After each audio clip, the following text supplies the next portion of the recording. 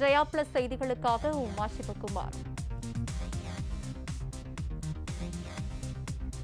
நான் உள்ளரங்கில் தனியாக இருப்பதால் முகக்கவசம் அணியவில்லை. நீங்கள் வெளியே செல்லும் போது கட்டாய முகக்கவசம் அணிந்து செல்லவும். விரிவான செய்திகளை பார்ப்பதற்கு முன்பாக தலைப்புச் செய்திகளை பார்க்கலாம். புரட்சித் தலைவரின் தத்துவ பாடல் வரிகளே நம் அனைவருக்கும் வாழ்க்கை பாடம். அஇஅதிமுக தொண்டர்களுக்கு சின்னம்மா அறிவுறுத்தல்.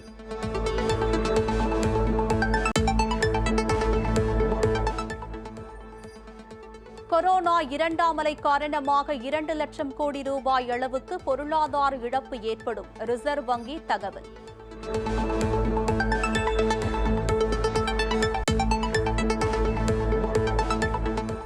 காணாமல் போன கோவில் சிலைகள் மற்றும் நகைகளை கண்டுபிடிக்க நடவடிக்கை எடுக்க வேண்டும்.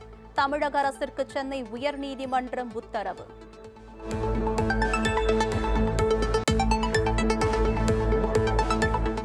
சிபிஎஸ்இ +2 தேர்வு முடிவு ஜூலை 31 வெளியிடப்படும் என சிபிஎஸ்இ அறிவிப்பு. பாடவாரியாகவும் பள்ளிகள் வாரியாகவும் முந்தைய தேர்வுகளின் அடிப்படையில் மதிப்பெண்கள் கணக்கீடு பணி ஜூன் 28 நடைபெறும் என தகவல்.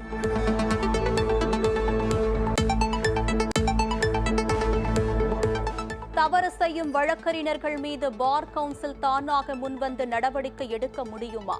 சென்னை உயர்நீதிமன்றம் கேள்வி.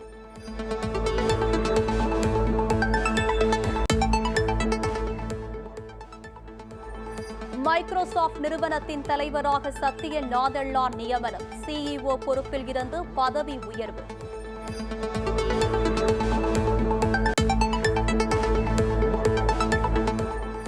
சமூக வலைதள குற்றங்களை கண்டறிய குழு அமைப்பு. சென்னை மாநகர ஆணையர் தகவல்.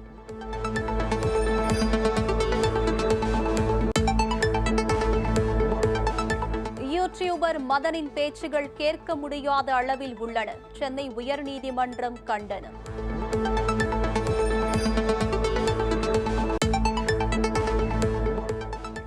மூன்று ஆண்டுகளாக காயத்துடன் சுற்றித் திரிந்த காட்டு யானைக்கு முதல் உதவி.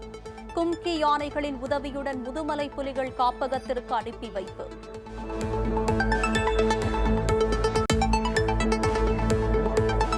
இந்தியாவில் குறைந்து வரும் கொரோனா தொற்று. சிகிச்சை பெறுவோர் எண்ணிக்கை 71 நாட்களுக்கு பிறகு 8 லட்சம் என்ற அளவுக்கு சரிந்தது.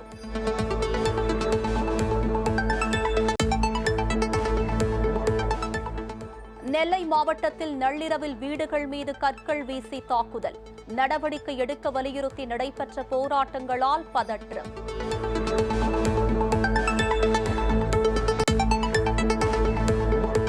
இந்தியாவின் பாதுகாப்பு ஆராய்ச்சி மற்றும் மேம்பாட்டு அமைப்பு தயாரித்த 2DG மருந்து அனைத்து வகையான கொரோனா வைரஸ்களையும் அழிக்கும் தன்மை கொண்டது. ஹைதராபாத் ஆய்வு நிறுவனம் தகவல்.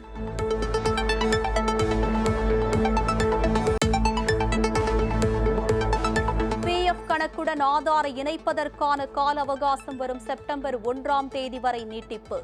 வருங்கால வைப்பு நிதியம் அறிவிப்பு.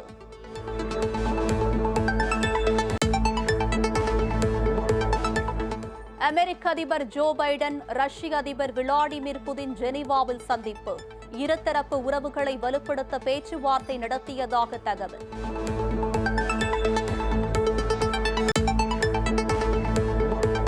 விண்வெளியில் சீனா உருவாக்கி வரும் ஆய்வுக்கூடம். கட்டுமான பணிகளுக்காக 3 விண்வெளி வீரர்கள் பயணம்.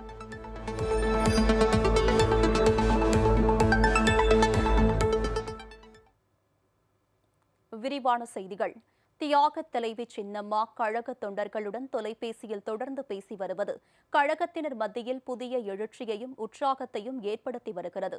அஇஅதிமுகவுக்கு தலைமையேற்க வருமாறு சின்னம்மாவுக்கு தொண்டர்கள் தொடர்ந்து வேண்டுகோள் விடுத்து வருகின்றனர்.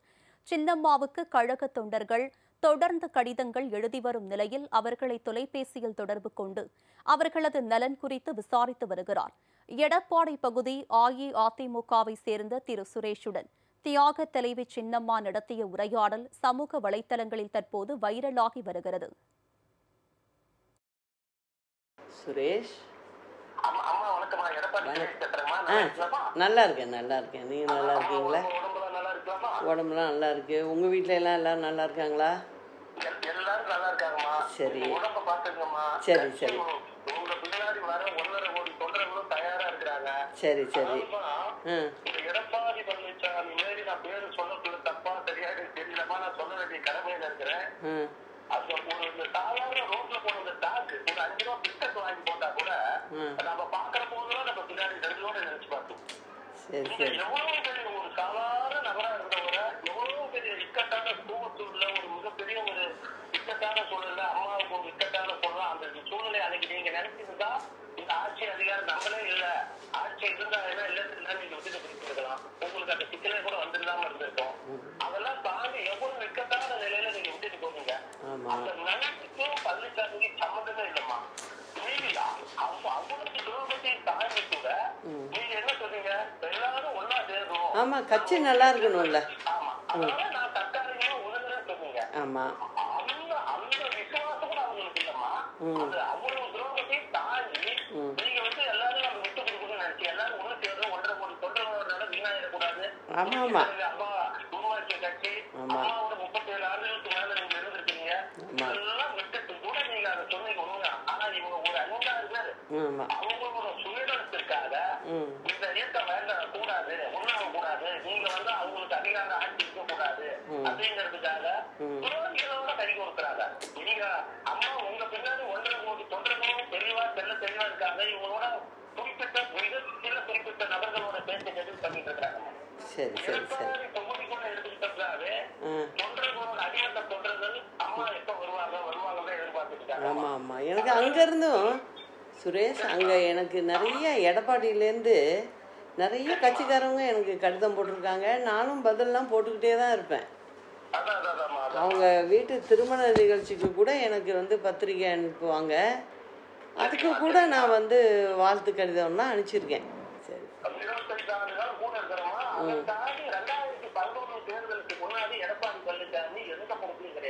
ஆமா ஆமா ஆமா,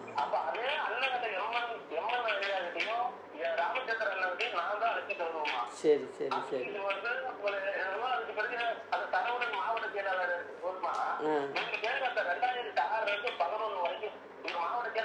2011 வர வரைக்கும் ஒரு நோட்டீஸ்ல பேர் போடப்பட்டாருமா.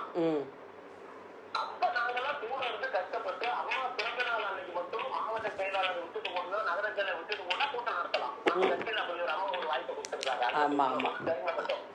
நாங்க ஒரு எடப்பாடி நகரத்துல ஒரு 10-15 இடத்துல கொடி வெட்டி கோவில்ல விசேஷத்தை கூட்டிட்டு போவோம். அப்ப நகர செயலாளர் மாவட்டத்தில் இவரை நோட்டீஸ்ல பேர் போடப்பட்டாங்க. எல்லாருக்கும் சொன்னாருமா, என்னை கட்டி விட்டு நீக்கிடுவாங்க தரவனே, அங்க மேல வழியா இருக்கிறோம், என்ன நீக்கிடுவாங்க தம்பி, நம்ம ஏதோ ஒரு கடை கண்ணி ஏதோ ஒரு இடத்துல வந்தா போனோம் உட்காந்துங்க சொல்ல வருமா. வந்த உடனே முதல்ல என்னதாமா நடக்கிறோம்னு பார்த்துதான் 10 ஆண்டு காலம். சரி சரி சரி, ஒரு தொடர்களுக்கு நீங்க தலைமை தாங்கணும். தொடர்கள் நிச்சயமா தொண்டர்களோட நான் கட்டாயம்.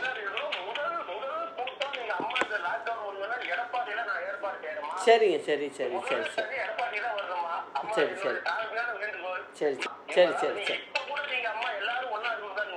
ஆமாம், என்னன்னா கட்சி அப்படிங்கிறப்ப நம்ம எல்லாரையும் அனுப்பிச்சி தான்ப்பா போகணும். அதான்ப்பா நல்லது.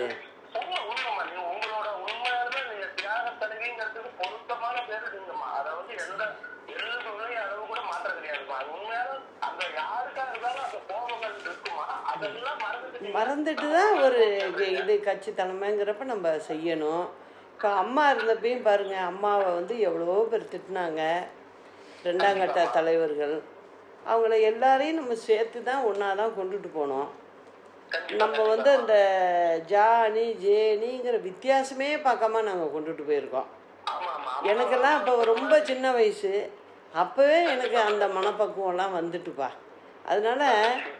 அதனால் என்னன்னாக்க, என்னை பொறுத்த வரைக்கும் என்னன்னாக்க, எல்லாரும் ஒன்றா இருந்து நம்ம வலிமையாக நம்ம கொண்டுட்டு போகணும் அப்படின்னு தான் நான் எந்த காலத்துலேயும் நினச்சிருக்கிறேன். இப்போ இல்லை, நான் சொல்கிறது 87 தலைவர் மறைவுக்கு பிறகுலேருந்தே இந்த எண்ணம் தான் எனக்கு. கட்சி நல்லா இருக்கணும், அதில் ஜாதி பேதம் இல்லாமல் நம்ம நல்லபடியாக கொண்டு போகணும். இப்போ நீங்கள் பார்த்தீங்கன்னா தலைவர் காலத்திலே மேற்கு மண்டலம் நம்மளுக்கு தான் ஓட்டு போடுவாங்க அங்கே உள்ள ஜனங்க. அதே போல் அம்மா காலத்துலேயுமே நமக்கு தான் ஓட்டு போட்டிருக்காங்க அவங்க. ஜனங்க நல்லவங்க தான், அவங்கள என்றைக்குமே நம்ம குறை சொல்ல முடியாது. இந்த மாதிரி யாராவது ஒரு சிலர் வந்து பேரை கெடுத்துக்கிட்டு போகிறாங்க. நம்ம இதில் வந்து வித்தியாசமே கிடையாது, ஜாதி வித்தியாசமே பார்க்கறது இல்லைப்பா. அந்த மாதிரி ஒரு எண்ணமே கிடையாது. ஆமாம், அதனால் இந்த மாதிரியான ஒரு செய்திகள் வர்ற மாதிரி நடந்துக்கிறாங்களேங்கிறது தான் எனக்கு வருத்தம். அதே போல் வந்து நம்ம வந்து எல்லா இனத்தவங்களுக்கும் நம்ம பதவி கொடுக்கணும். எல்லாரும் நல்லா ஒர்க் பண்ணுறீங்க, இப்போ நீங்கள் உங்கள் ஊரில் நல்லா ஒர்க் பண்ணுறீங்கன்னா நான் ஒரு நல்ல பதவியை கொடுக்கணும். அப்படி தான் பார்க்கணும், ஒரு தலைமை அப்படி தான் பார்க்கும். ஆமாம், அதில் ரொம்ப குறுகிய மனப்பான்மை இருந்தால் யாருமே தலைவராகவே இருக்க முடியாது. தொண்டர்கள் ஒத்துக்க மாட்டாங்க. ம், நிச்சயமா நான் வந்துடுவேன், கவலைப்படாதீங்க. இல்லை இல்லை, நான்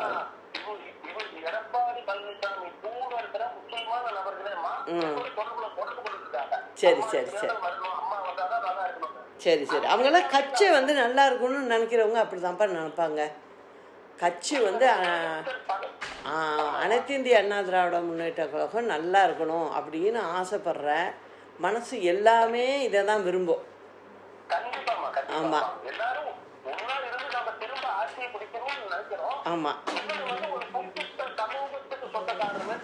அது அப்படி நடந்துக்கே கூடாது. நமக்கு எல்லாரும் ஓட்டு போடுறாங்க, எல்லா இனத்தவரும் நம்ம கட்சியில் இருக்காங்க. இதெல்லாம் ஒரு 30 வருஷத்துக்கு மேலேயே வந்து இதெல்லாம் மறைஞ்சிருச்சு. நம்ம கட்சியை பொறுத்த வரைக்கும் தலைவர் கட்சி ஆரம்பித்ததுலேருந்தே அந்த மாதிரி ஒரு எண்ணமே இல்லாமல் தலைவர் கொண்டு போனாங்க, அம்மாவும் கொண்டு போனாங்க. நானும் அதைத்தான் செய்வேன்.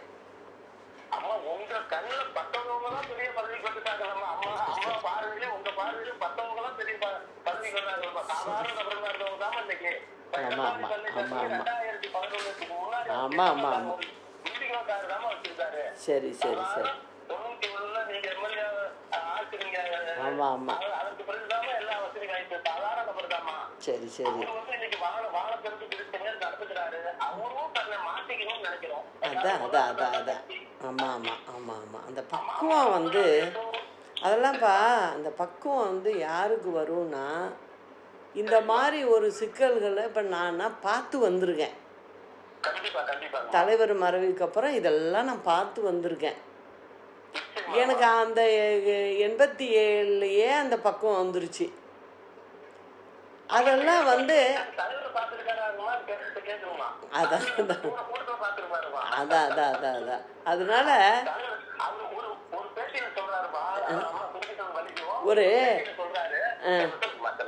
அதாவது தலைவருடைய தத்துவ பாடல்கள் இருக்கு பாருங்க, ஒண்ணுமே இல்லை. ஒரு அதிமுக தொண்டன் நல்லா இருக்கிற தொண்டர் பார்த்தீங்கன்னாக்க வேறு எது யாருமே சொல்லி கொடுக்க வேண்டாம், அவருடைய பாடல்களில் வர்ற வரிக்கு அர்த்தம் தெரிஞ்சாலே நம்ம வந்து நல்லா வர முடியும். போகிறோம் போகிறோம் எல்லாமே ஒரு வாழ்க்கையில் எப்படி எப்படி மனிதர்கள் இருக்கணும், தலைவரானா எப்படி எப்படி இருக்கணும் அப்படிங்கிறதெல்லாம் எல்லாமே பாட்டிலே சொல்லிட்டு போயிட்டாங்க அவங்க.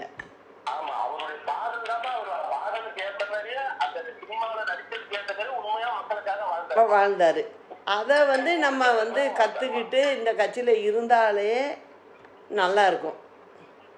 அந்த பாடல்களை படிக்காதவங்க வந்து வேணா இப்படி இருக்கலாம், அந்த பாடல்களை படித்தவங்க நிச்சயம் வந்து தவறாக போகவே முடியாது. அதுதான், அதை புரிஞ்சுக்கணும், அவ்வளோதான்.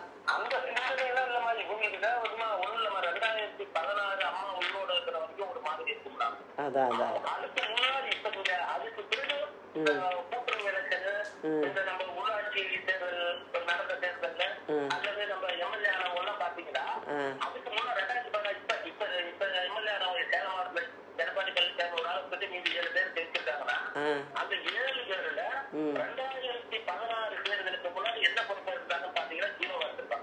ஓ சரி சரி,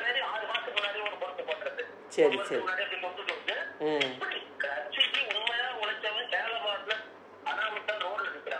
அதெல்லாம் ரோட்ல எல்லாம் நான் நிற்க விட மாட்டேன், கவலைப்படாதீங்க. ம் ஆமாம் ஆமாம்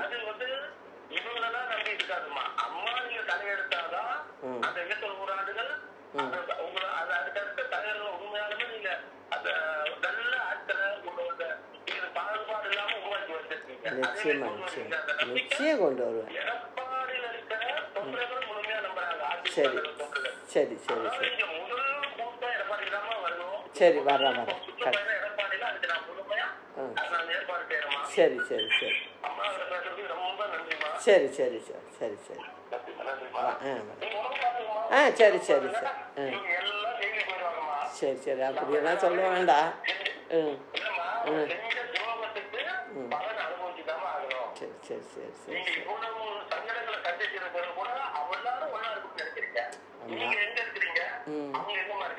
சரி அவங்களுக்கு அவ்வளோதான், அவங்களுக்கு தெரிஞ்சதுன்னு எடுத்துக்குவோம் நம்ம. கவலைப்படாதீங்க, வீட்டில் எல்லாம் எல்லாரையும் கேட்டேன்னு சொல்லுங்கள். சரி சரி சரி சரி நன்றி நன்றி.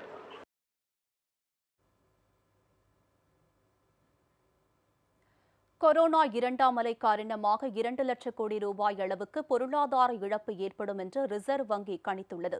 கொரோனா முதல் அலையின் போது நாடு முழுவதும் பிறப்பிக்கப்பட்ட பொது முடக்கத்தால் ஏற்கனவே பாதிப்பில் இருந்த இந்திய பொருளாதாரம் வரலாற்று சரிவை சந்தித்தது.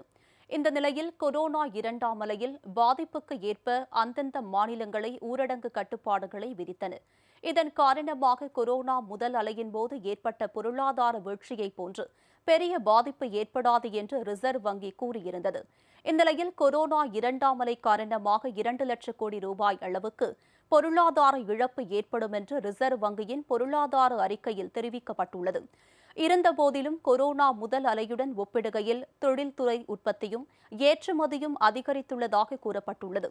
தடுப்பூசி போடும் வேகத்தை பொறுத்தே பொருளாதார சீரழிவு ஏற்படும் என்றும் ரிசர்வ் வங்கியின் அறிக்கையில் குறிப்பிடப்பட்டுள்ளது.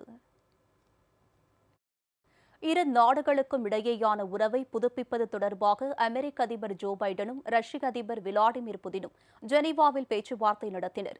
ரஷ்யா, சீனா, ஈரான், வடகொரியா ஆகிய நாடுகள் தங்கள் நாட்டின் பாதுகாப்புக்கு எதிராக உள்ளதாக அமெரிக்கா தொடர்ந்து கூறி வருகிறது. கடந்த ஆண்டு நடந்த அமெரிக்க அதிபர் தேர்தலில் ரஷ்யா தலையிட்டதாகவும் புகார் கூறப்பட்டது. தொடர்ந்து அமெரிக்கா மற்றும் ரஷ்யா இடையே பிரச்சினைகள் இருந்து வருகின்றன. மேலும் இரு நாடுகளுக்கும் இடையே நல்லுறவை ஏற்படுத்த முந்தைய அமெரிக்க அதிபர்கள் மேற்கொண்ட முயற்சியும் பலனளிக்கவில்லை. இந்நிலையில் நேற்று தொடங்கிய ஜெனீவா மாநாட்டின் போது அமெரிக்கா, ரஷ்யா ஆகிய இரு வல்லரசு நாடுகளின் தலைவர்களும் நேரில் சந்தித்து 4 மணி நேரம் பேச்சுவார்த்தை நடத்தினர். அப்போது இரு நாட்டு நல்உறவு, அமெரிக்க அரசு அலுவலகங்கள் மீதான ரஷ்யாவின் சைபர் தாக்குதல், ஆயுத கட்டுப்பாடு மற்றும் உக்ரைனில் ரஷ்யாவின் ஊடுருவல் உள்ளிட்டவை குறித்து ஜோ பைடனும் புதினும் ஆலோசனை நடத்தினர்.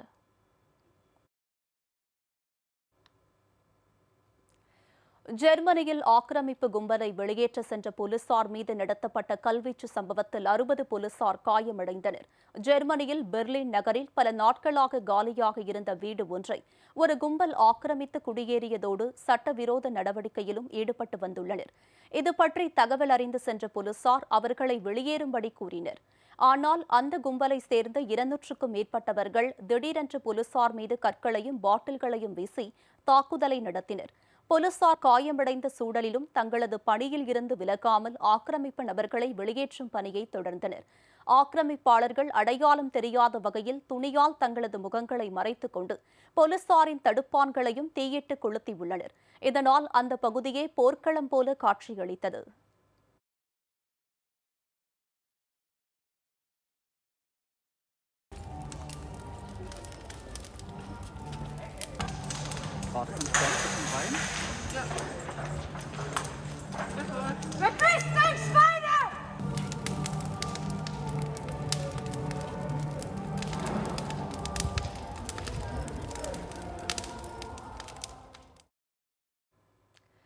போலீசார் தண்ணீரை பீச்சியடித்து தீயை அணைத்து கட்டுக்குள் கொண்டு வந்தனர். இந்த சம்பவத்தால் போலீசார் ஒருவரை கைது செய்து விசாரணை மேற்கொண்டு வருகின்றனர். நியூசிலாந்தில் 60 வயதிற்கு மேற்பட்ட அனைவருக்கும் கொரோனா தடுப்பூசி செலுத்தும் பணிகள் வரும் 28ஆம் தேதி தொடங்கும் என்று அந்நாட்டு அரசு அறிவித்திருக்கிறது. உலகிலேயே மிக குறைவான கொரோனா பாதிப்புகளை கொண்டுள்ள நாடுகளில் நியூசிலாந்தும் இடம்பெற்றுள்ளது. கடுமையான விதிகள், வெளிநாட்டினருக்கு அனுமதி மறுப்பு போன்ற பல்வேறு நடவடிக்கைகளின் விளைவாக கொரோனா பரவலை அந்நாட்டு பிரதமர் ஜெசிந்தா ஆர்டன் சிறப்பாக கையாண்டதாக பொதுமக்கள் பாராட்டும் விதத்தில் அவரது நடவடிக்கைகள் இருந்தன. ஆனால் பொதுமக்களுக்கு தடுப்பூசி செலுத்தும் பணிகளை அந்நாட்டு அரசு இன்னும் தொடங்கவில்லை.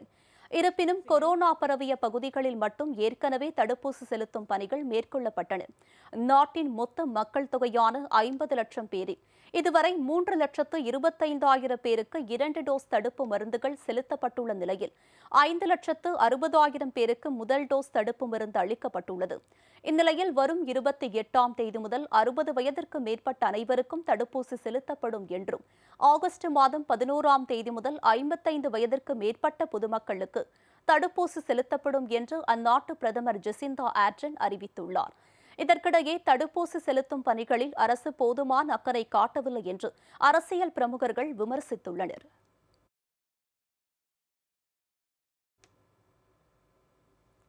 ஜப்பானில் கொரோனா தடுப்பூசி செலுத்திக் கொண்டவர்களுக்கான சிறப்பு பயண அனுமதி அட்டையை அடுத்த மாத இறுதியில் அளிக்க அந்நாட்டு அரசு முடிவு செய்திருக்கிறது.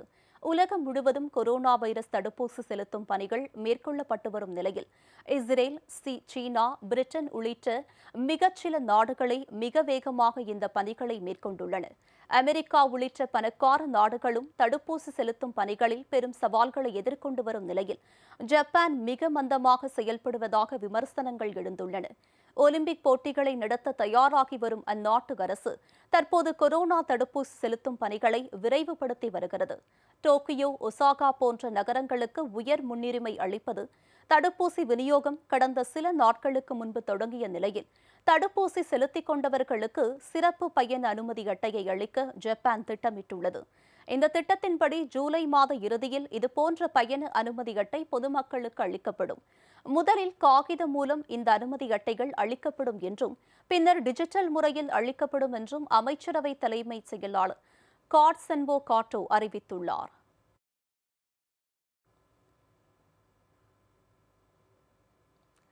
விண்வெளிக்கு மனிதர்களை ஏற்றிச் செல்லும் ஷென்சோ 12 விண்கலத்தை சீனா வெற்றிகரமாக ஏவியுள்ளது. விண்வெளியில் ஏற்கனவே செயல்பட்டு வரும் சர்வதேச ஆய்வு நிலையத்தைப் போல சீனாவும் ஒரு ஆராய்ச்சி நிலையத்தை தொடங்க திட்டமிட்டுள்ளது. அடுத்த 2 ஆண்டுகளில் செயல்பாட்டுக்கு வரவுள்ள இந்த ஆராய்ச்சி நிலையத்தை உருவாக்கும் பணிகள் கடந்த ஓராண்டுக்கு மேலாக நடைபெற்று வருகின்றன. இதன் தொடர்ச்சியாக 3 விண்வெளி வீரர்களுடன் ஷென்சோ 12 விண்கலம் ஜியோகுவான் ஏவுதளத்தில் இருந்து வெற்றிகரமாக ஏவப்பட்டுள்ளது. இதில் பயணம் மேற்கொண்டுள்ள நியே ஹைஷெங், லியூ போமிங், தாங் ஹோங்போ ஆகிய 3 வீரர்களும் 3 மாதங்களுக்கு விண்வெளியில் தங்கியிருந்து ஆராய்ச்சி மையத்தை அமைக்கும் பணிகளை மேற்கொள்வார்கள். இந்த ஆராய்ச்சி மையத்தில் விண்வெளி வீரர்கள் வசிப்பதற்கான அறைகள், ஆய்வுக்கூடம் மற்றும் சக்தி வாய்ந்த டெலஸ்கோப் போன்றவை அமைக்கப்படுகின்றன. ஏற்கனவே 18 முறை மனிதர்களை விண்வெளிக்கு அனுப்பியுள்ள தற்போது 19வது முறையாக மனிதர்களை அனுப்பியுள்ளது. இதேபோல கடந்த 6 மாதங்களில் நிலா மற்றும் செவ்வாய் கோள்களில் இருந்து மண் கற்களை சீனாவின் விண்கலன்கள் எடுத்து வந்துள்ளன. இதேபோல 6 சக்கரங்களுடன் கூடிய ஆய்வுக்கலம் ஒன்று தற்போது செவ்வாய் கோளில் புதிய ஆராய்ச்சிகளை மேற்கொண்டு வருகிறது.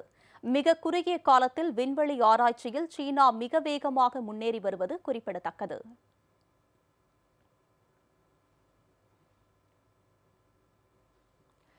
திருவாரூர் மாவட்டம் மன்னார்குடி நகரம் 10வது வார்டு கழக செயலாளர் திரு எஸ். குருசாமி மறைவுக்கு கழக பொதுச் செயலாளர் திரு டிடிவி தினகரன் ஆழ்ந்த இரங்கல் தெரிவித்துள்ளார்.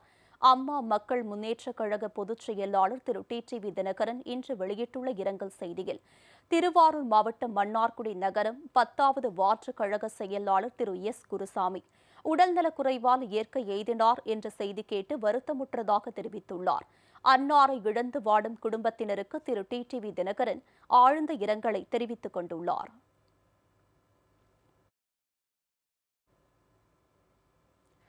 இனி வழக்கம் போல் தமிழகத்தில் மின் கணக்கீடு செய்யும் பணிகள் நடைபெறும் என தமிழ்நாடு மின் வாரியம் அறிவித்திருக்கிறது. கொரோனாவால் 2ஆம் அலை தமிழகத்தில் கடும் பாதிப்பு ஏற்பட்டதை அடுத்து முழு ஊரடங்கு அறிவிக்கப்பட்டது. தமிழக மின்வாரிய ஊழியர்கள் வீடு வீடாக சென்று மின் கணக்கீடு செய்ய இயலாத நிலை ஏற்பட்டது. இதையொட்டி மின் கட்டணத்தை உபயோகிப்பாளர்களே கணக்கிட்டு செலுத்தலாம் என்று அறிவிக்கப்பட்டது. மேலும் இந்த சலுகைகள் கடந்த 15ஆம் தேதி வரை மட்டுமே பொருந்தும் என்றும் மின்வாரியம் அறிவித்திருந்தது. இந்நிலையில் மின்வாரியம் வெளியிட்டுள்ள அறிக்கையில் தமிழகத்தில் தற்போது கொரோனா பாதிப்பு குறைந்து ஊரடங்கில் பல தளர்வுகள் அறிவிக்கப்பட்டுள்ளதால் இனி வழக்கம் போல மின் கணக்கீடு செலுத்தும் பணிகள் நடைபெறும் என்று தெரிவிக்கப்பட்டுள்ளது. மின் கட்டணம் செலுத்த இனி பழைய முறை கடைபிடிக்கப்படும் என்றும் மின்வாரியம் தெரிவித்துள்ளது.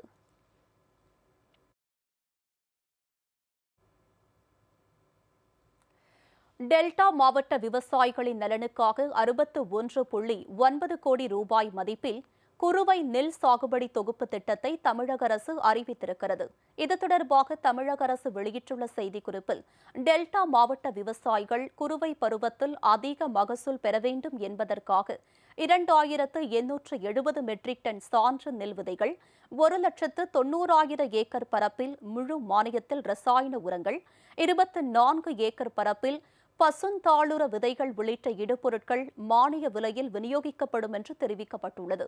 இதற்காக 50 கோடி ரூபாய் நிதியும், வேளாண் இயந்திரங்களை மானியத்தில் வழங்கவும், பண்ணை குட்டைகள் அமைக்கவும் 11.9 கோடி ரூபாய் நிதியும் ஒதுக்கப்படுவதாக கூறப்பட்டுள்ளது.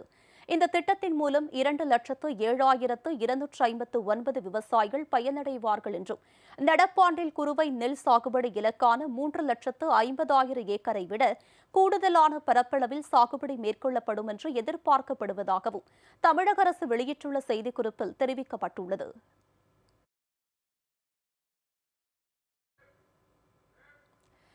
தவறு செய்யும் வழக்கறிஞர்கள் மீது பார் கவுன்சில் தானாக முன்வந்து நடவடிக்கை எடுக்க முடியுமா என்று சென்னை உயர்நீதிமன்றம் கேள்வி எழுப்பியுள்ளது.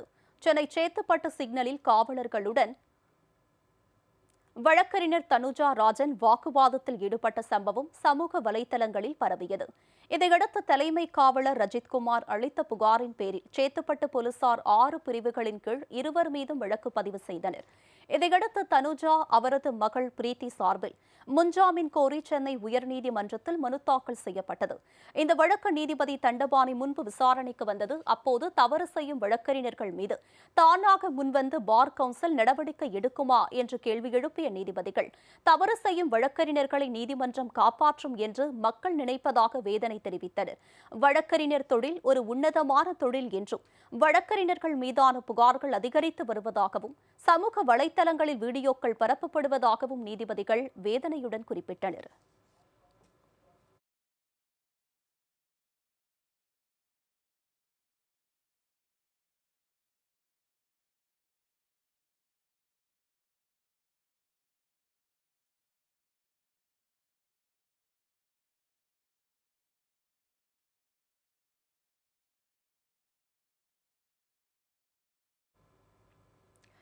தலைமறைவாக உள்ள யூடியூபர் மதனை தேடி வருவதாகவும், கணினி உட்பட ஆதாரங்களை சேகரிப்பதற்காக அவரது வீட்டில் சோதனை நடைபெற்று வருவதாகவும் பெருநகர சென்னை காவல் ஆணையர் திரு சங்கர் ஜிவால் தெரிவித்துள்ளார்.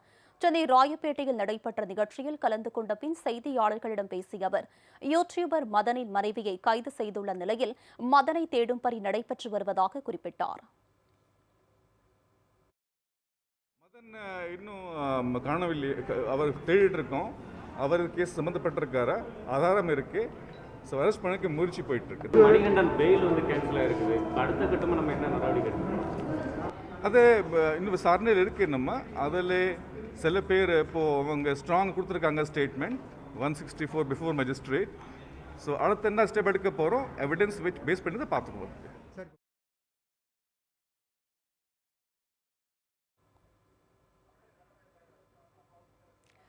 இந்தியாவில் 2ஆம் அலையில் கர்ப்பிணிகளுக்கு பாதிப்பு அதிகமாக இருப்பதாக இந்திய மருத்துவ ஆராய்ச்சிக் கழகம் தரப்பில் தெரிவிக்கப்பட்டுள்ளது. கொரோனா தொற்றின் 2ஆம் அலையின் போது 387 கர்ப்பிணிகளில் 111 பேருக்கு வைரஸ் தொற்று பாதிப்பு அதிகமாக இருந்ததாகவும், சுமார் 28% பேருக்கு தொற்று அறிகுறிகள் அதிகமாக தென்பட்டதாக இந்திய மருத்துவ ஆராய்ச்சிக் கழகம் தெரிவித்துள்ளது. ஆனால் முதல் அலையில் 1143 கர்ப்பிணிகளில் 162 பேருக்கு மட்டுமே தொற்று பாதிப்பு இருந்ததாக, அதாவது 14 விழுக்காட்டினருக்கு மட்டுமே அறிகுறிகள் தென்பட்டதாக தெரிவிக்கப்பட்டுள்ளது.